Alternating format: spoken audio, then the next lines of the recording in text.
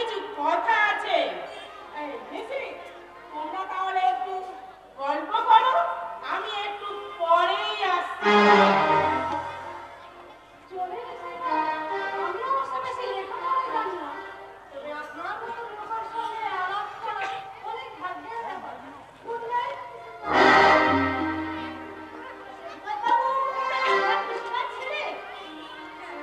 উনি আমাদের বাড়িতে থাকে, প্রচুর চোখে লাস্ট ইয়ারে ইনকাম করেছে। বুঝেছি। কি করে বুঝলে?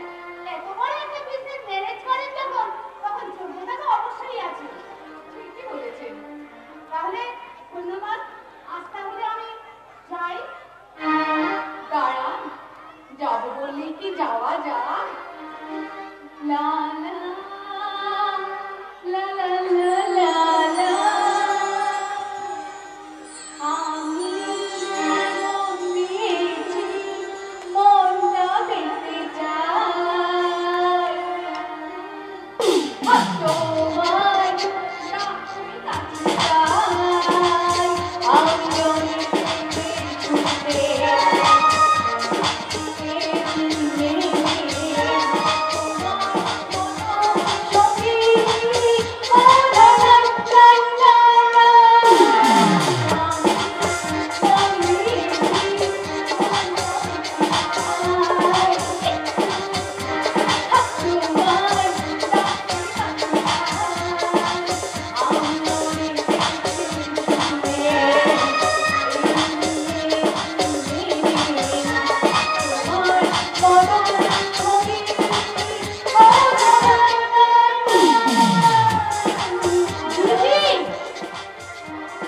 তুমি আমার সব কথা জানো না বুঝি?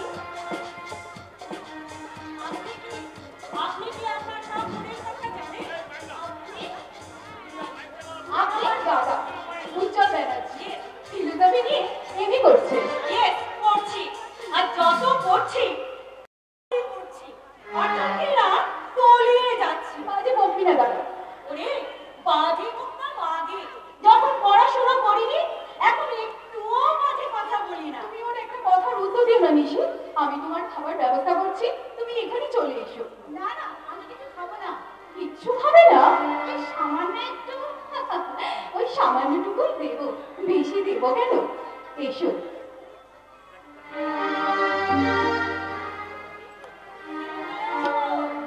কি ভাবছেন? তাড়াতাড়ি কেটে পড়ুন। আমার বাবা আপনাকে ব্যবসাদার বানিয়ে দেবে। আলমারি খুলে গোছা গোছা নোটের বান্ডিল দেখাবে, আর আপনার মধ্যে যেটুকু মনুষ্যত্ব আছে, গাড়ি বাড়ি ব্যাংক ব্যালেন্স দেখিয়ে সবটুকু ফিনিশ করে দেবে। ওদের কাছে টাকা টাকাই সব।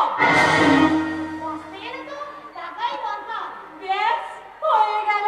মানে মানে আমার বাবা আপনাকে স্বপ্ন দেখার বড়ি খাইয়ে দিয়েছে।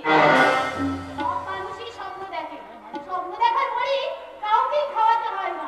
শুধু কি বড় লোক হওয়ার স্বপ্ন, মনুষ্যত্বকে শেষ করে মানুষ হওয়ার স্বপ্ন, মানুষকে ভালোবাসার স্বপ্ন তো দেখে না। আবার পাগলামো শুরু করেছিস উজ্জ্বল। দেখে তো বাবা নিছি, এই আমার ছেলে। কে দেখবে এত বড় সম্পত্তি, বিজনেস বলতে পারো? আমি এই বিউটি তোমাকে ডাকছে। এই কি সব খাবে টাবে বলছে। এই যাও যাও, দেরি করো না। আর একটা কথা, তুমি কিন্তু রোজ সন্ধ্যায় আমাদের বাড়িতে এসো। কি আসবে তো? আসবো। কথা দিচ্ছ? আপনি তো আমার বাবাকে চেনেন, তিনি শিখিয়েছেন কথা দিয়ে সে কথা না রাখলে মানুষের চরিত্রই নষ্ট হয়ে যায়। হাসি যে, ইস, বইটা খুলে দেখতে হবে জানোয়ারের সঙ্গে মানুষের পার্থক্য কতটা। মানুষ হবে আর কত খ্রিস্টান ধর্মের থেকে। এই অপদার্থ আমার ব্যবসা